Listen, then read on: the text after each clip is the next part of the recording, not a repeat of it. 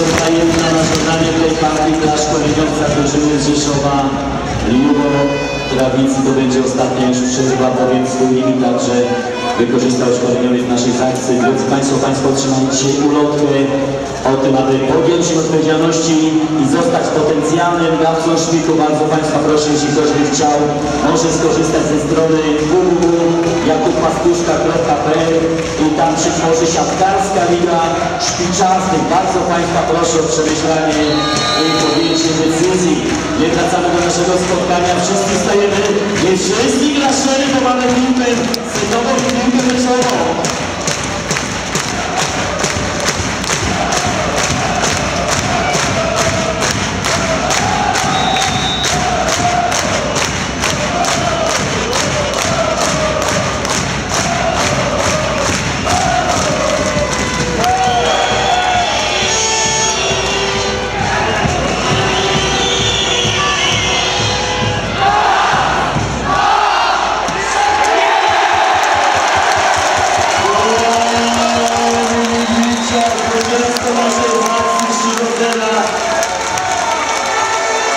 Drodzy Państwo, osoba, która złapała dzisiejszy piłeczkę z podpisem Piotra Gaska, proszona.